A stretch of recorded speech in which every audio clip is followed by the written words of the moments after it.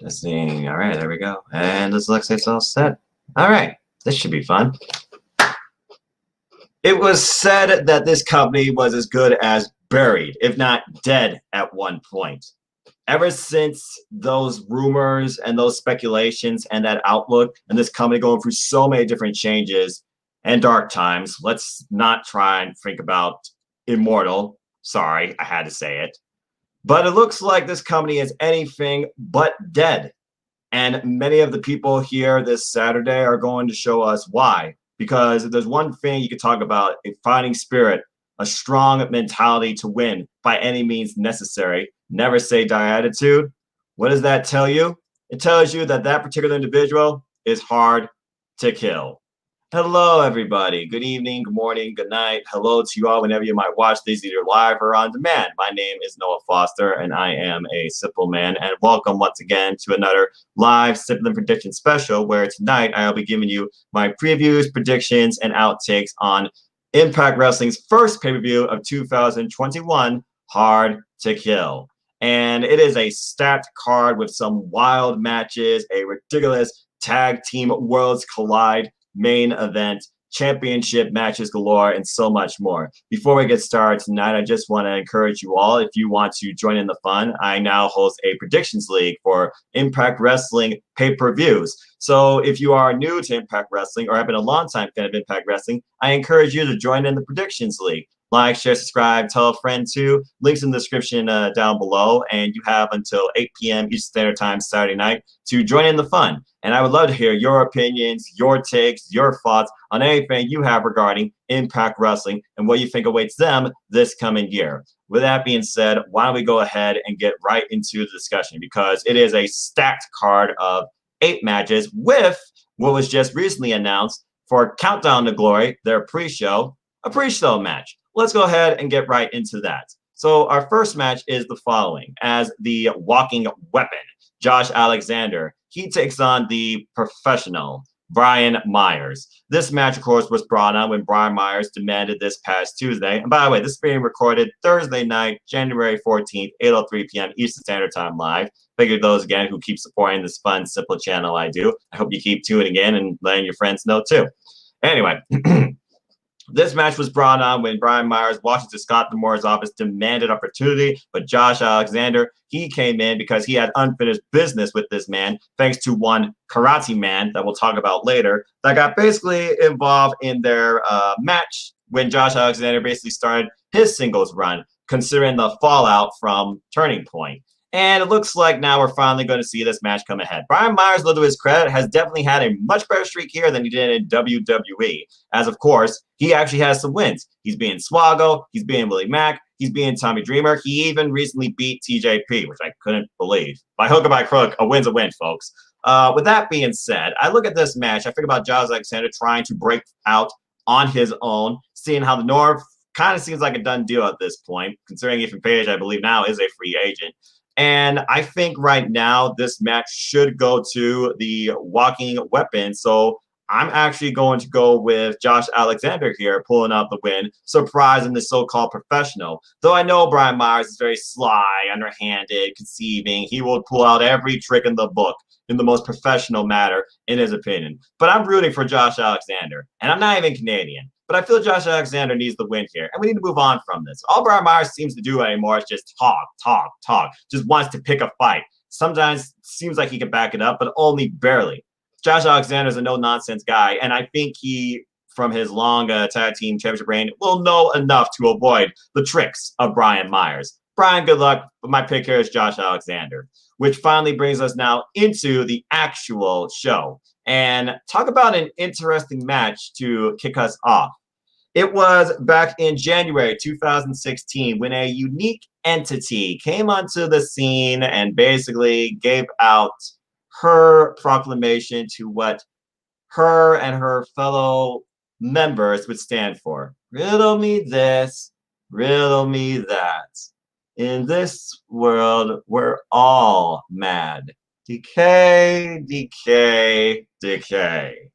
And it seems that 4 years later, out of nowhere, considering the underhanded tricks that have been happening lately in Impact Wrestling, Rosemary said that they had a plan regarding the match that she had coming up with Tessa Blanchard and Caleb with a K. By the way, I hope they fix this graphic. Sorry, Caleb. I tried. Basically, what happened this past Tuesday between Tennille and Rosemary, Caleb got involved with everything, including hairspray. I didn't think demons were affected by that. I was wrong. And of course, cameras galore, distractions galore. It was not enough, as Rosemary, they did have a plan in one reunion of an old friend, or alliance, I would say, and Crazy Steve, who, might I add, I believe is a future X Division champion waiting to happen this year. Incredible performances during Genesis. He's a guy I believe that people may underestimate, but really shouldn't. He's very cunning and surprising. And of course, it worked out here. Rosemary's favorite. She did get the win over Tennille. Well, now it looks like Tennille and Caleb with a K, they want a little bit of revenge. So this tag team match, mixed tag team match, was made official. If this truly is the beginning or the rebirth of Decay, I can't go against Demon Assassin and Crazy Steve in this. And I truly do hope it is Decay, because I want to hear Nobody's again. That was one of my favorite themes. With that being said, this should be an interesting match because we know Caleb, with a K, he's going to show us some very interesting wrestling, just like how he and Tennille did against Alicia and Eddie Edwards, who I will talk about later. But with that being said, with this match, I am going to go with Decay, Decay, Decay all day. Rosemary and Crazy Steve for the win. It's as simple as that for me. All right. Moving on from there, we go into a triple threat for the X Division Championship that has been a foundation of this company since day one. It is a standout among the wrestling business, in my opinion. And this time, it's no different, as Chris Bay finally gets his opportunity to try and regain the X Division Championship. He lost in a triple threat, ironically, and never got a fair one-on-one rematch for, as he now takes on the current champion, Manic, and former champion, Rohit Raju. And shout out to the Cleaver Con Andrew in the chat. What's up, brother? Hope you're doing well. Folks, if you haven't already, please follow his channel for some prime cuts and grade A content. And we will be coming back with you soon across his channel and my channel too with the NXT 2020 rundown wrap-up session 3, I believe this weekend. So can't believe that Manic is going to retain. Well, here are my thoughts on that, because the way this match has been conceived, I find rather interesting. It was Chris Bay who was originally champion, and he and TJP, they kind of had a feud going into the championship match. But then one Rohit Raju, he found his way in playing as a insurance policy to one Chris Bay. But he took advantage of that during a triple threat at Emergence last year in August. And he became, and I never thought I would say that, he became the X Division champion. And despite his ridiculousness, it seemed at times, he really was a strong champion, offering opportunity to everybody and successfully holding on to the title by hook or by crook by any means necessary, including against TJP on a number of offenses, including one offense that meant if TJP lost to him, which he did, he could not challenge for the title again as long as Heat was champion. So Scott Tamore was wondering, what do you do? If only there was a way you could redefine your identity, redefine yourself. People may not remember Manic, but Manic is a former TJP character entity that was involved in TNA way back when. And it turned out at Final Resolution, Manic finally returned. Shout out to my friend Cindy G, by the way, who kind of teased this coming and was right, per se. And out of nowhere, much surprise of Rohit Raju, it was Manic who finally beat this man to become the X Division champion. And ever since then, Rohit's been obsessed to take that mask off and show people, it's TJP, he no longer is champion, I am still the rightful X Division champion. But again, Chris Bay, he and Rohit, well, the enemy of my enemy is my friend. They have a common enemy now, and they have a common goal. And Chris Bay, he has been out to go after this X Division title since losing it to Rohit. Now it all comes ahead. After Chris Bay's incredible match of the year candidate last year, though, with Rich Swann for the Impact World Championship back at Final Resolution, I find it rather interesting that he just thrust himself right back into the X Division picture. But with that being said, Manic is just starting, and I don't see it ending. I feel that Manic somehow is going to come out of this because I feel like Rohit's obsession with the mask is going to be his downfall. He's going to slip. Chris Bay is going to capitalize with his odds of finesse. And then Man's going to come in with the kill with something off the top rope, I think. But I got Manic retaining. And I feel this is going to be a very good match as far as what it could mean for the other two. X Division, it's always growing. It's always going. Maybe Chris Bay and Rohit Raju will finally have a one-on-one match and maybe settle some mutual disputes among themselves. I don't know. And maybe we'll get Suicide vs. Manic one-on-one. That'd be interesting. I thought it was interesting they were a tag team this past Tuesday. Regardless, I'm going with Manic for the retainment here. It's as simple as that for me. All right. So moving on from there, we go into a match that is all out personal, family affair, as Eric Young, the world-class maniac, and Joe Doring, now with Diener, they take on Rhino, Tommy Dreamer, and Cousin Jake. And there are so many moving parts to the way this match came about. To think Joe Doring, this big random dude that I don't even remember being involved in anything TNA since 2005. And no, I don't remember the opponent. Sorry. This match right here, Joe Doring, he made an emphatic debut. He and Eric Young, they said, this world don't belong to them. It belongs to us. I always kept asking myself, what the hell did that mean? Anyway, they initially attacked literally both the Dieners. As this kept moving forward, Heath Slater and Rhino, they became targets of both Joe Doring and Eric Young as they continued their madness and uncontrollable violence across the roster. As this kept moving forward, though, Rhino wanted some comeuppance, and Dreamer came in to help them for the save against Eric Young and Joe Doring. Then the Dieners come into play because one particular Diener with a huge history with Eric Young, he felt betrayed, he felt wronged because Eric Young basically saw him as a nobody. A longtime friend, now a nobody. And it hit him really to the heart, which really showed me the promo skills that Diener can bring. And personally, he and Eric Young, they had a pretty good one-on-one match, although ultimately he was defeated. As we kept going, though, and this six-man robbery kept brewing, it seemed, or more so it seemed like a handicap at first, things really came to head where Rhino took on Eric Young at Final Resolution in an all-out settling grudge match in the name of his fallen friend, Heath, of course, who was attacked. But unfortunately, things got even worse for Rhino and company as the Dieners tried to come in and play for Rhino's side, preventing Eric Young from using the mask. It was then that Cody Diener said, I am not a nobody to Eric Young's face, and then used the mask to take out his own blood in his cousin Jake.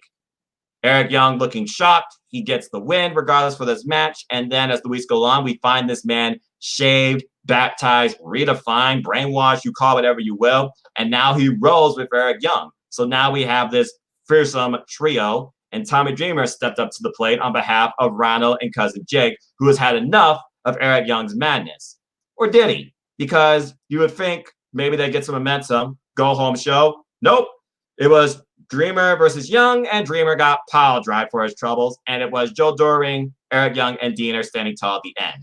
Old school rules, though. No countouts, no disqualifications, anything goes. It's Tommy Dreamer's world. So does that go in favor of the faces here? Can Ronald finally get some sweet revenge for Heath? And can cousin Jake finally overcome the heartbreak that is losing a member of his family and finally get some revenge against Eric Young and company? This will also be, though, Joe Doring's in-ring Impact debut.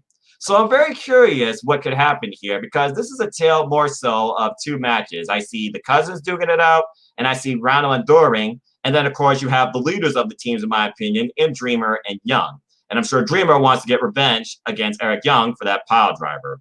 Looking at this match, I was going back and forth with it for a while, but right now, looking at the setup of this, despite it being old school rules, Eric Young is crazy, and he will do anything. I feel like, because Diener also just got transformed too, I feel like Eric Young and company are going to get the win here. I don't know how. I really don't know what the wildest angle could be. Maybe it truly would come down to cousin Jake and Diener facing up against each other, and he ends him. But I feel like Eric Young is going to get the win here for his team. As Tommy Dreamer, he's just there to keep the guys in line. But what do you keep in line in an old school rules match? Nothing. All that matters is winning. Eric Young, Joe Doring, and Diener is my pick to win this. And I can only imagine what madness will ensue following this. Maybe they'll go after the Impact Tag titles. Only time will tell. Moving on from there, though. Okay, I've heard about matches about fighting with myself, but this is just beyond ridiculous to me. What? What's going to happen here? Someone explain this to me, because I've never seen this guy in action. But apparently, it is the Karate Man versus Ethan Page. What the hell? Okay, so this was all brought on when basically Ethan Page lost his damn mind. Back at Final Resolution, where they had one last opportunity to try and go after the Impact Tag Team Championships if Ethan Page beat Carl Anderson. He failed. And Josh Alexander, he had enough, while Ethan Page had a mental breakdown, basically saying, I have a plan, I have a plan, I have a plan. We then proceed further, and we find Josh Alexander in action with Brian Myers, and out comes Ethan Page in a totally different getup, and he becomes this karate man. And ever since then, Ethan Page literally is talking to himself, wondering if he is losing his mind, can he find peace within himself? So literally, he sets up this match with the Karate Man for Hard to Kill, because the Karate Man wants to do it on his own terms, at his own time. I don't know what the hell to expect from this. Is there going to be a stunt double? Is this going to be cinematic? Is this going to be Ethan Page finding himself in front of a mirror? Is Ethan Page going to change his wardrobe in this match? I don't know what to think now. I do know Ethan Page has not re-signed with Impact Wrestling. He's a free agent. So just based off that, I'm just going to say that the Karate Man gets the win here. And Ethan Page, we'll see where he ends up. But honestly, I don't have much more to say about this match.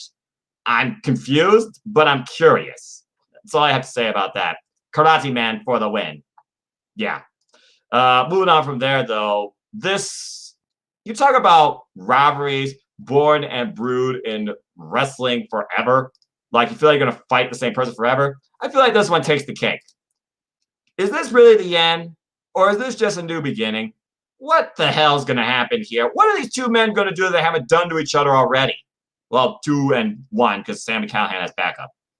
Anyway, it is Eddie Edwards versus Sami Callihan in a barbed wire massacre. What in the hell is about to happen here? And literally, anything goes. I expect torn skin. I expect barbed wire galore. I expect tacks. I expect a bat. I expect madness. Maybe Kenny returns also, because the last time I could think about a match this violent or a feud this violent was Eddie Edwards and Killer Kross, where he literally splintered Kenny into Killer Kross's mouth to get the win. And that was a while back.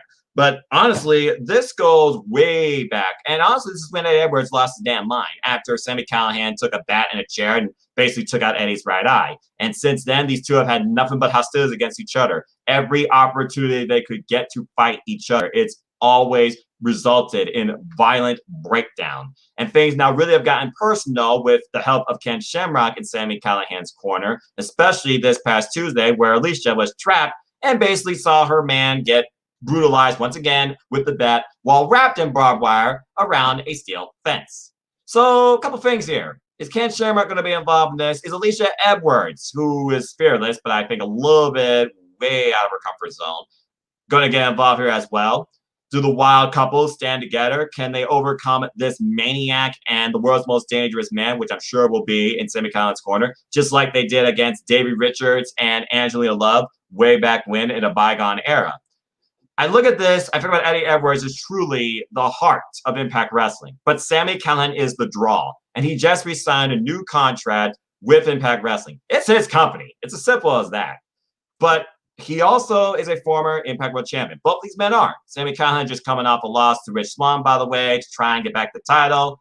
Good match, though. He didn't get it.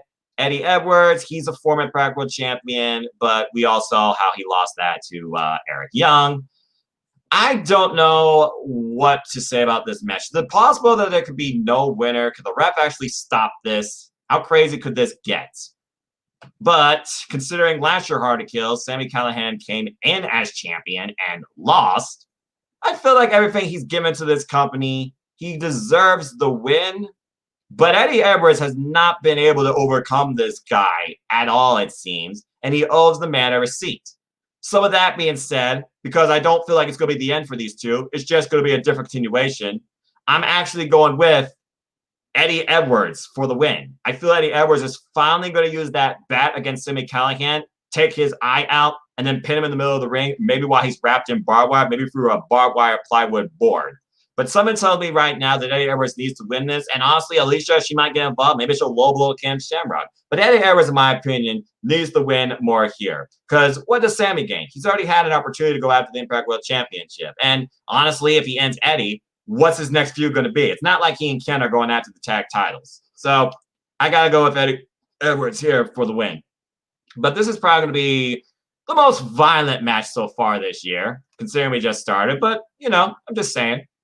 Moving on from there, we go into what really this show is about and should be focused on, in my opinion, as this is history. And thank God they're finally off ODB and Eric Young, as we finally bring back the Knockouts Tag Team Championships. And they're finally crowned here as our finals are set. It is Kiera Hogan and Tasha Steelz, the girls that have no off switch when it comes to their mouths, versus a destructive, dangerous, somewhat, I would think, maniacal and unstable duo in Havoc and Nevaeh. I will say this first off. First off, the Impact Knockouts division is one of the best women's divisions in pro wrestling, in my opinion.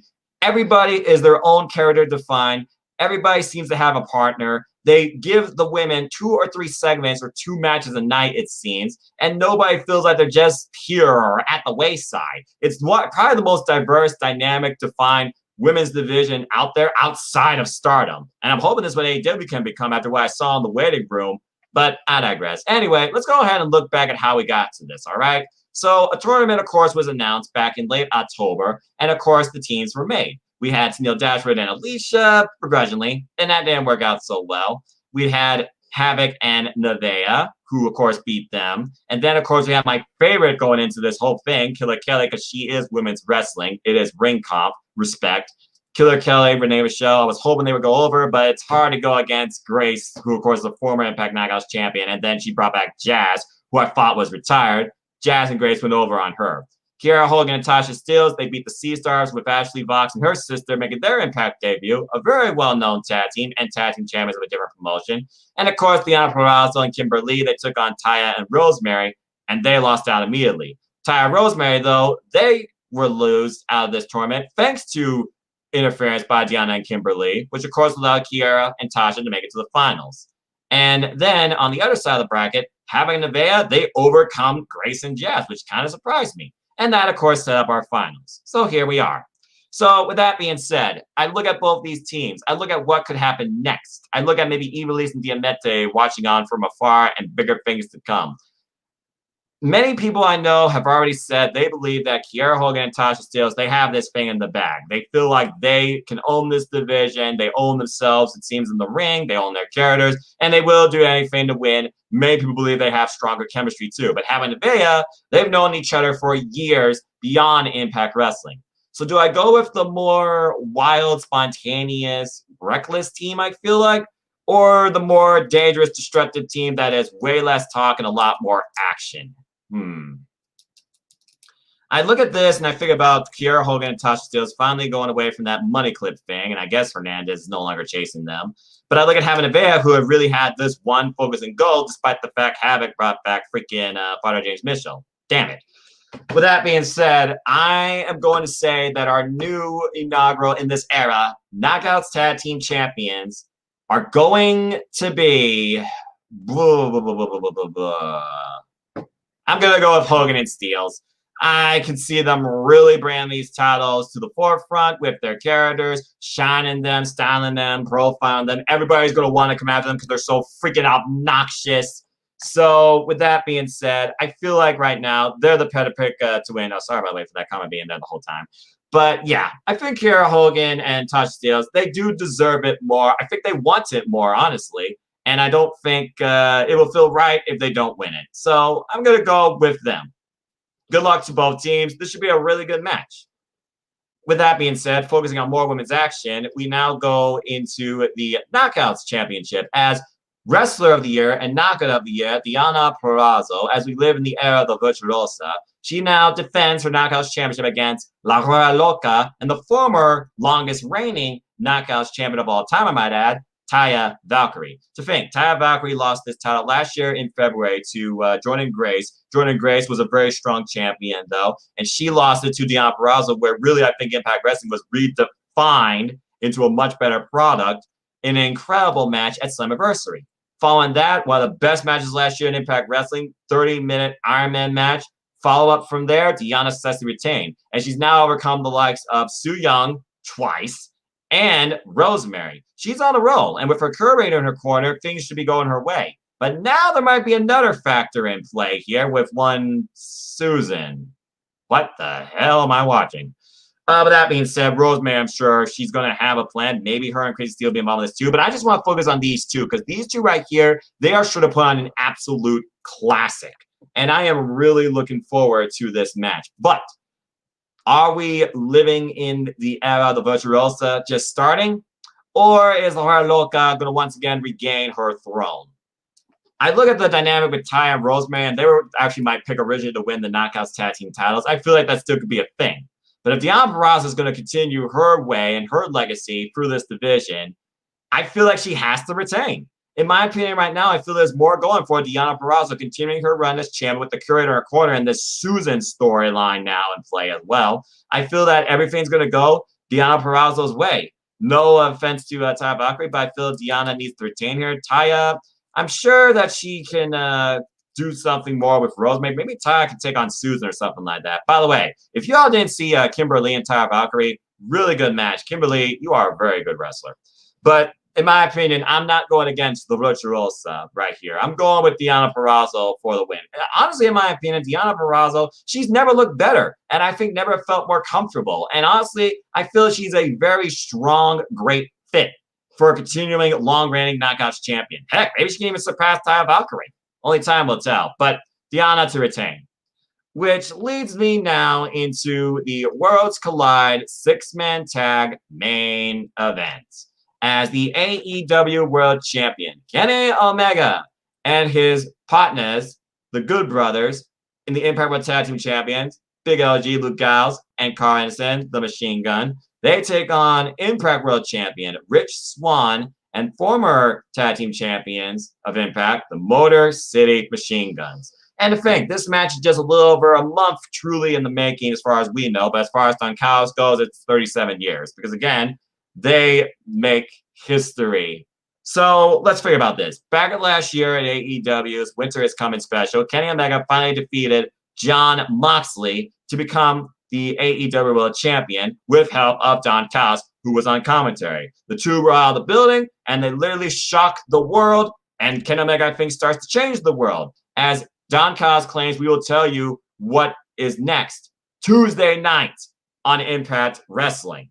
And since then, we have had freaking great interviews and silly segments on the bus, a multi-million-dollar bus apparently, with Don Callis, Kenny Omega, and then he finally reunites with former elite Bullet Club brethren in the Good Brothers. The Good Brothers, of course, who have been having a short-term feud, it seems, with the Motor City Machine Guns, while with Swann right now has been put to the wayside, and he's this company's champion, but he feels basically underappreciated now, as Kenny Omega seems to be the bigger star and the bigger champion. And in all fairness, he is. Despite the fact, Rich Swann, you've been a great champion. You successfully defended the title against Sami Callihan and Chris Begg, but now Moose is coming for you. Good luck with that.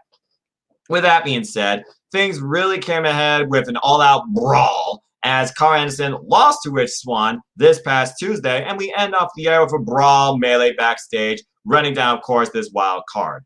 So, with that being said, looking at what could happen with wrestling this year in 2021, what could happen more with the dynamic of Impact and AEW, as the two Tonys in wrestling every Tuesday now give us a paid advertisement. But he suddenly comes in confident, knowing what's up, knowing what the real company promotion is on a real network. Damn, Tony Khan. There's no way I see Kenny Omega being pinned. There's no way I see Rich Swann being pinned, because I do see eventually a singles match between those two. And honestly, it could be the headline for Revolution, because I don't know what Revolution's going to be this year. What's the biggest story coming out of it? And with the subtle idea now of Young Bucks being put to the wayside in place of the Good Brothers as Kenny Omega's boys to run with, that's an incredible dream tag match waiting to happen too. With that being said, it's going to be one of the tag team members of either of these sides taking the fall here, as we set up clearly for what I believe is going to be the next Impact World Tag Team Championship match at whatever it might be, an Impact Special or on Impact Wrestling. But what team do I see going over? With Kenny Omega owning these three every week, with the exception of this past Tuesday, and now Kenny Omega and the Good Brothers invading AEW and owning that ring until Jon Moxley and Lucha Brothers got involved. This can truly go either way, and is the most unpredictable match for me to call. But with that being said, keep it short, sweet, and simple, because that's what I try and do. I am going to say, because I feel Rich Swan's mind be distracted with Moose, I think that the Good Brothers are going to pick up the win here on one half of the Morrissey Machine Guns, because I feel Moose is going to be on Rich Swan's mind and possibly get involved in this too. And I feel things have to go in favor now. Kenny Omega is going to continue this idea of being a collector, being the top wrestler in the world. And there's no doubt Don Callis is going to be in his ear. I feel that the AEW side leading has to go over here, but it's going to protect both champions to preserve, I do believe, a singles match. But my pick is Kenny Omega and the Good Brothers, and it will be absolutely too sweet when it actually happens, in my opinion. But it's going to be an incredible match, and there's no doubt in my mind this is not going to be the last we see these 6 men confront each other one way or another. For all we know, the match might literally break down, but we're going to have to wait and see. But again, Kenny Omega in an Impact Wrestling ring. Who would have thought we would ever see the day? Aren't you glad to be a wrestling fan in 2021? Just saying. But I digress. With that being said, and all the moving parts galore, I can't wait to see the fall of this match. I mean, the only way you could break the internet is if Jon Moxley shows up to attack Kenny Omega. Just saying. But with that being said, that's all I got to say for now. And that is literally Impact Hard to Kill. I hope you all do give your money and your time towards this pay-per-view. And I hope you all enjoy it and give Impact Wrestling a chance. There's never been a better time to be an Impact Wrestling fan. The pay-per-view again will be this Saturday, January 16th, 8 p.m. start time, with a pre-show match, I believe 7:30 p.m. start time. And might I add, we finally have better commentary as Matt Striker takes the helm with D'Lo Brown as the commentary going forward for all Impact Wrestling pay-per-view specials and weekly TV shows. Josh Matthews and Mazarine have been promoted as backstage commentators, it seems, or some sort of like interviewers. Congrats to them, but Josh Matthews is not a commentator. He's just a guy that speaks. No energy behind him at all. Matt Striker, he's going to bring new life to the stories in the ring. And D'Lo Brown, being a wrestler himself, going to bring great analysis. And I can't wait to see these two with their commentary debut this Saturday at Hard to Kill.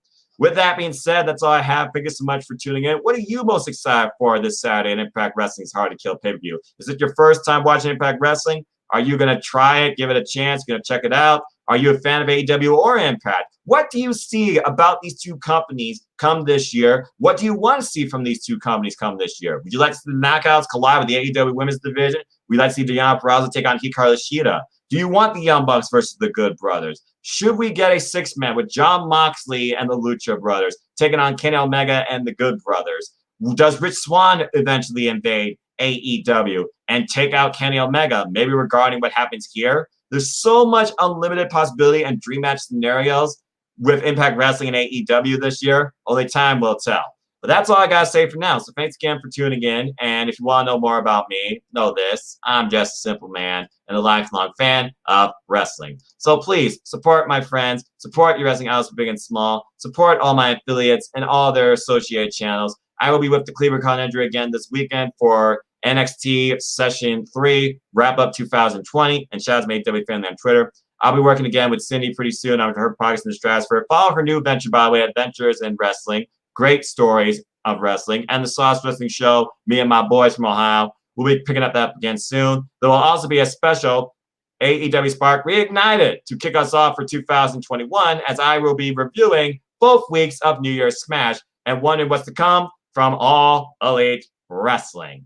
It's just an incredible time to be a wrestling fan, folks. So again, I hope that you do give everything this year a chance. And as always, I like to close. There are no winners. There are no losers. There are just fans. Let's just come together. Let's not attack one another. And let's just enjoy life and enjoy wrestling. Simple as that.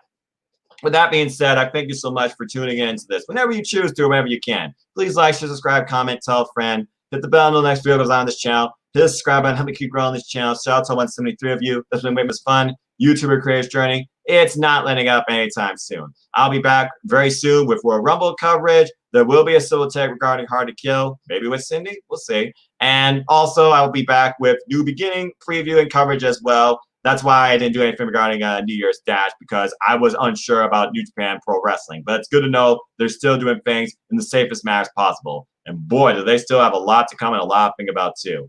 And again, if you haven't already, check out the link in the description down below. Join me. Join the Explorers, Wrestling Explorers, I like to call it, for all things wrestling in this Impact Predictions League that will focus strictly on Impact pay-per-views. as we in Team Impact take on the General Jerry Slaughter, who successfully defended his title back at Bound for Glory. Coming after your title, man. Coming after you like the It Factor Bobby Roode. And we'll see who wins that too. And I'll be back with results on that as well. So until next time, take care, enjoy life. Tomorrow's never guaranteed. Treasure your families. Enjoy wrestling. There's more of it now than ever. Find something, some promotion, some character, some company that connects with you. Your opinions matter too. And I hope you all just please exercise caution, be safe, wear a mask. We will get through this pandemic era together. And I wish nothing but the best in safety and happiness to you all. Take care, make an impact in life, a positive one, and have a good night. Thanks for tuning in.